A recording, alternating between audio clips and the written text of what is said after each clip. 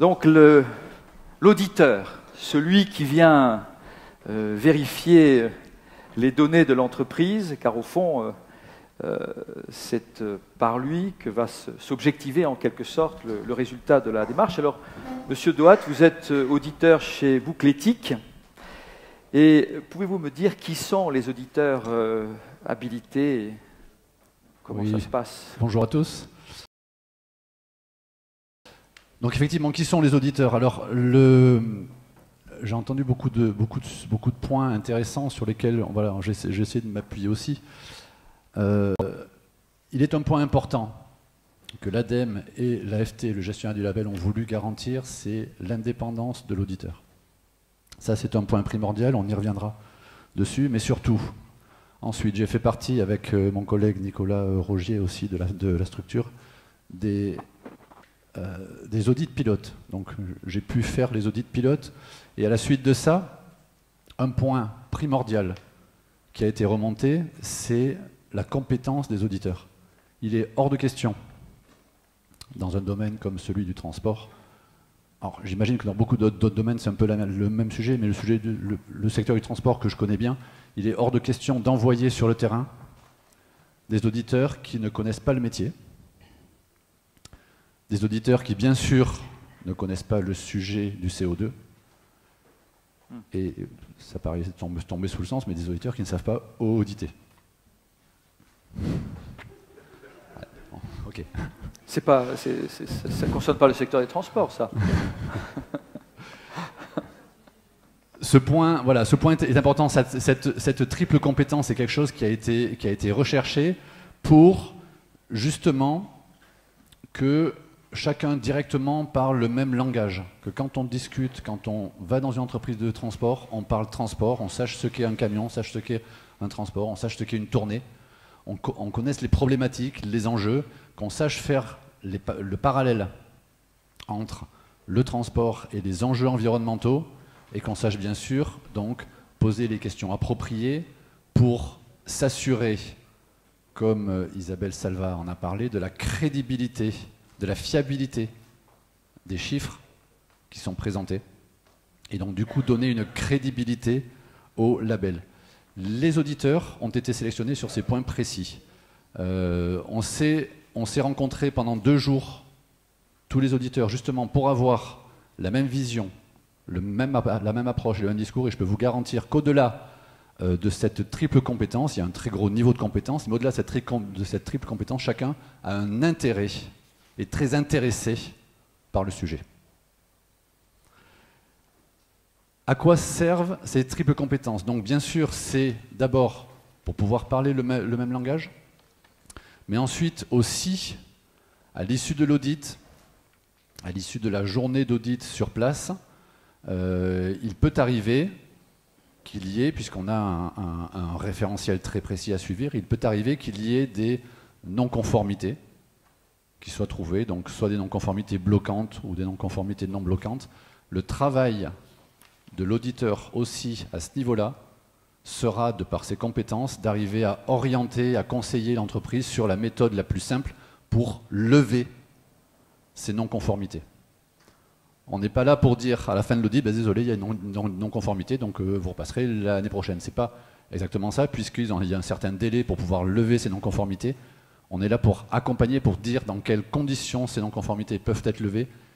Et pour cela, avoir cette compétence, cette triple compétence, est un point primordial. Voilà, je pense que j'ai un peu... voilà, donc aujourd'hui, on est 10 auditeurs habilités. Ce qui est important aussi, c'est que ces 10 auditeurs ont été sélectionnés pour ça, et ce sont les personnes physiques qui sont les 10 auditeurs habilités. Ce ne sont pas des structures. Donc c'est nommément 10 personnes. Donc la structure à laquelle ils appartiennent ne peut pas envoyer quelqu'un d'autre que ces 10 personnes-là. Voilà, donc c'est ce qui garantit, 1, donc la triple compétence, et 2, le fait que ce soit un gestionnaire de label AFT, piloté également par les outils ADEME, ça garantit aussi l'indépendance des auditeurs sur le sujet, ce qui pour moi est une condition également sine qua non pour que l'audit se passe bien. Alors, Monsieur Roturo, vous êtes président des Transports Roturo, et donc vous avez vécu votre premier audit. Alors, quel est le retour? Alors, le retour, déjà, c'est qu'on est, on est content d'avoir passé l'épreuve avec succès. Donc, on est content, il faut le dire. Ce n'est pas toujours le cas, donc là, il faut le dire. Ce qu'on peut dire, c'est qu'on était, nous, chartés depuis les années 2010 maintenant. On a une première fois, une deuxième fois. Comme c'est mis dans le programme Objectif CO2, la charte, ça nous aide à progresser. Mais le label, ça valorise les résultats. Donc là, on en a eu la démonstration avec l'audit. Donc l'audit... ce qui est important, c'est la présence humaine. Enfin, moi, je retiens ça, la présence d'un auditeur qui est ici, qui est là pour nous conseiller. Pas uniquement, même si la base de données est bien faite, pas uniquement une base de données à compléter tout ça et tout, mais une présence humaine pour nous aider, pour avancer. Que la collecte des données est faite de manière très pro et au moins on matérialise sur du référentiel. On avance petit à petit avec l'auditeur et que les vérifications des données sont faites à la source. L'audit donc est sain. Gilles vient d'expliquer un petit peu comment ils ont été nominés eux aussi pour être auditeurs. Donc on voit qu'il y a vraiment un parcours et une formation et que c'est nominatif. Ça ne sera pas Pierre-Paul Jean d'un cabinet, ça sera vraiment des gens habilités à auditer les entreprises de transport, parce qu'on a quand même un métier complexe, donc c'est pas toujours simple de se retrouver dans nos kilomètres à vide, nos charges de véhicules et tout ça. Donc un audit complet, un audit sain. Et par exemple, ce que je pourrais reprendre, qui me revient à l'esprit chez nous, c'était sur l'aspect sous-traitance. Bon, on sait que pour obtenir le label Objectif CO2, il ne faut pas passer le cap des 35% de sous-traitance, qui sera ramené progressivement à 15 points. Et très clairement, Gilles nous a demandé à sortir une balance comptable de manière à vérifier qu'on était dans les clous, hein, vis-à-vis des 35 aujourd'hui. Bon, on y est largement. Mais voilà, donc ça, c'est un point qui est important. L'auditeur, comme vient de le souligner Gilles également, souligne les plus et les moins dans les entreprises. On n'a pas que des plus, autrement ça serait formidable, mais il y a aussi des moins.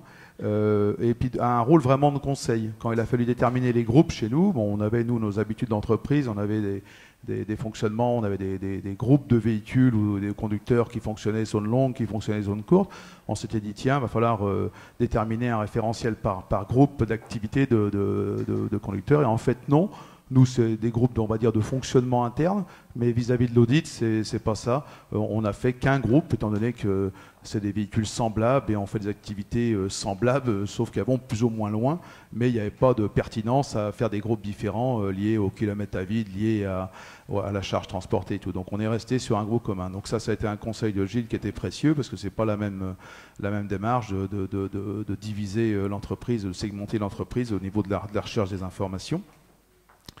Ce que je peux en dire, hein, pour moi, qui est un point important, l'indépendance de l'audit jaillit aussi sur l'indépendance du label, quelque part, puisqu'il n'y a pas de lien financier entre l'auditeur, nous, l'entreprise, et donc le label, je trouve, a toute sa pertinence derrière ça, hein, contrairement à certains organismes de notation qui peuvent...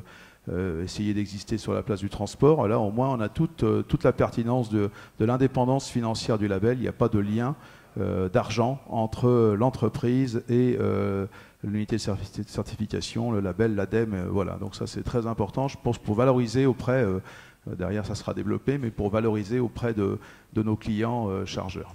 Oui, de valoriser cette dimension indépendance dans la communication. Voilà, pour valoriser le label, voilà, on sait que la loi nous impose depuis maintenant octobre 2013 d'indiquer le CO2 sur nos factures. On ne sait pas ce que ça donnera derrière. On peut penser que ça sera peut-être un jour taxé, peut-être pas, j'en sais rien. Eh bien, au moins derrière, on peut penser qu'une entreprise, enfin j'espère fortement, qu'une entreprise labellisée sera pour le chargeur un gage de sérieux dans l'indication des relevés CO2 qu'on a sur nos factures.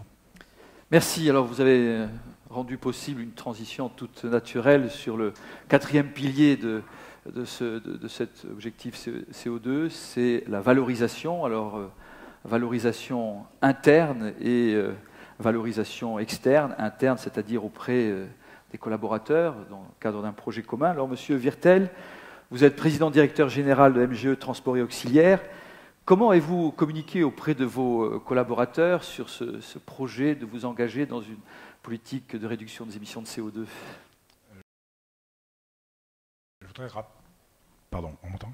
Oui. Oui, je voudrais rappeler simplement une toute petite chose, c'est que je souhaite d'abord féliciter l'ADEME et les organisations professionnelles d'avoir eu l'intelligence de lancer le label CO2. Parce qu'effectivement, après avoir charté 1000 entreprises, il était important que des bilans puissent être établis. Alors pour moi, le label CO2, c'est trois choses.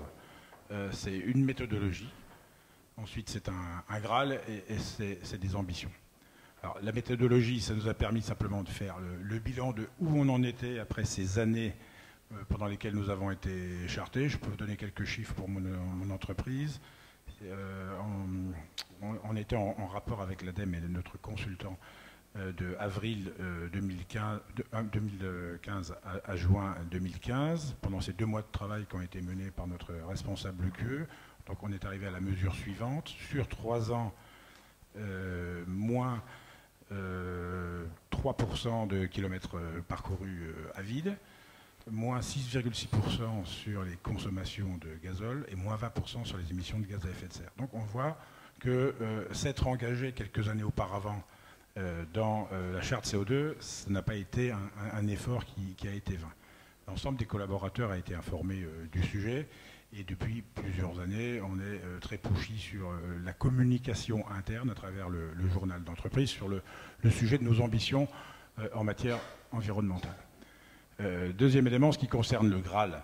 Le Graal, évidemment, il y en a deux. C'est obtenir le label CO2 et, comment dirais-je, recueillir la fierté de l'ensemble des collaborateurs de l'entreprise qui ont déjà été informés du sujet, mais dès demain, ils le seront un petit peu plus, et de façon plus officielle et plus marketing, si j'ose dire. Graal, pour la communication vers l'extérieur, on a quand même besoin de faire savoir à l'ensemble du monde industriel auquel on s'adresse tous les jours que nous œuvrons collectivement et avec d'autres organismes comme l'ADEME pour faire baisser notre empreinte environnementale, que c'est important, que comme le disait Madame Mepp tout à l'heure, je suis d'accord avec ça, il faut que ça devienne quasiment un sésame, une porte d'entrée pour l'accès à certains marchés. Donc j'espère que demain on va aller plus loin. L'ambition c'est qu'effectivement, moi je souhaite ne pas être, je ne souhaite pas qu'on soit que 14 à être labellisé CO2, je souhaite qu'on soit très nombreux à l'être pour que se crée un mouvement vertueux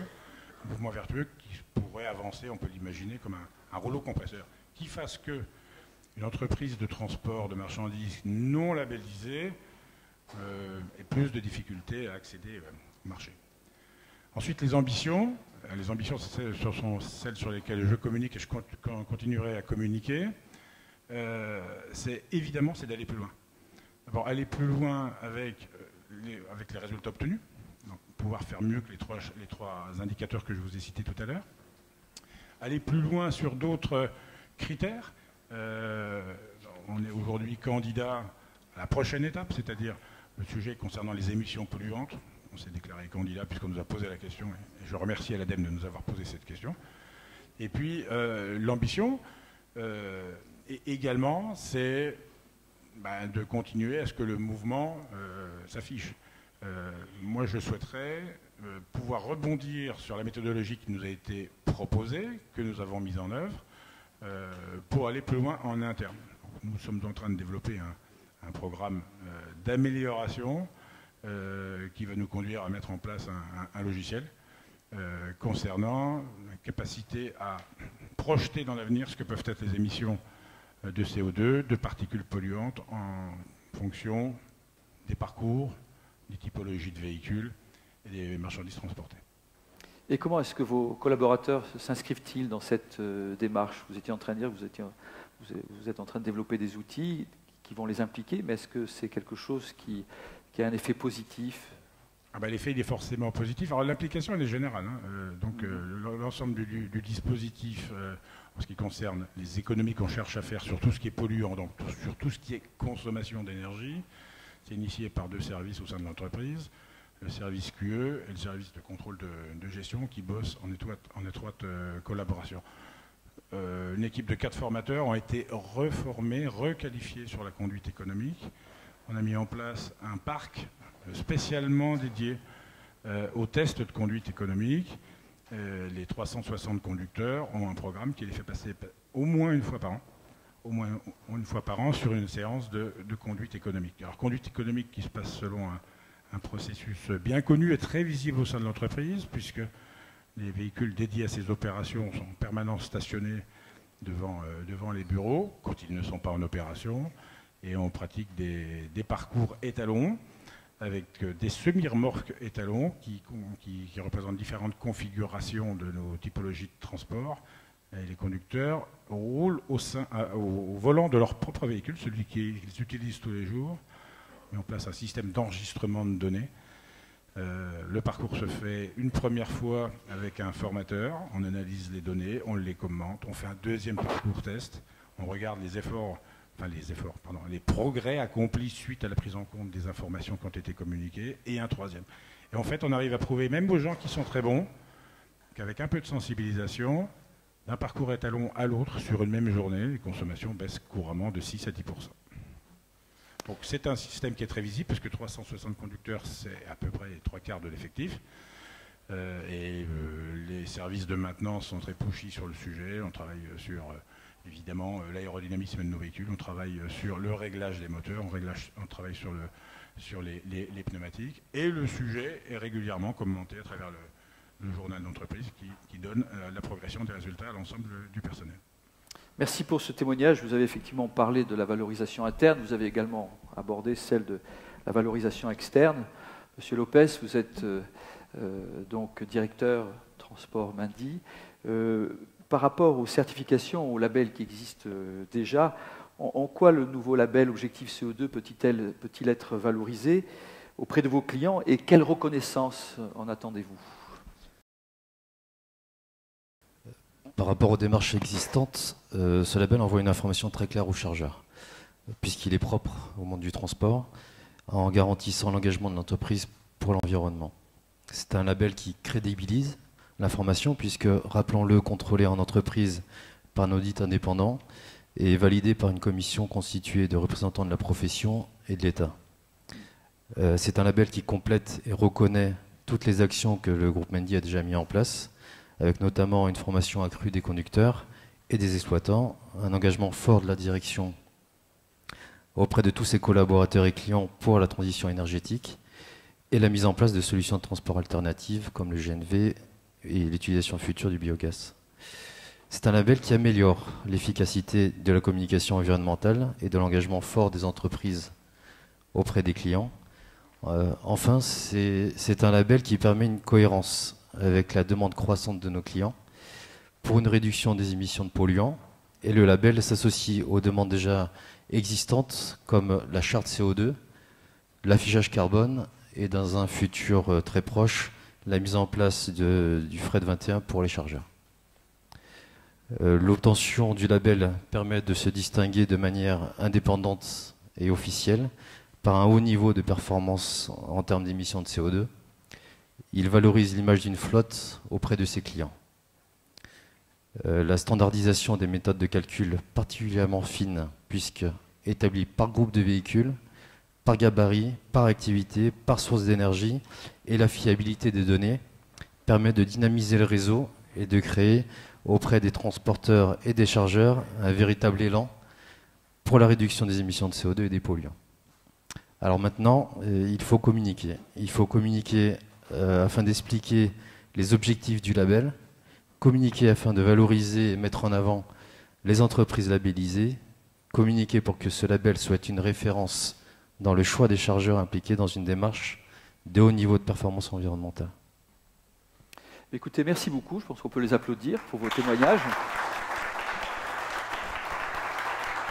Donc, dans le programme, effectivement, il est prévu une partie communication lourde, pas simplement auprès des entreprises pour les convaincre, mais également auprès des chargeurs et des collectivités territoriales, pour leur expliquer un petit peu en quoi et comment le secteur a pris l'initiative de prendre en main le traitement de ce dossier particulier. Je crois que c'est le second secteur, après le bâtiment, qui se lance dans une telle aventure. Il n'y en a pas eu d'autre, donc c'est important de le signaler.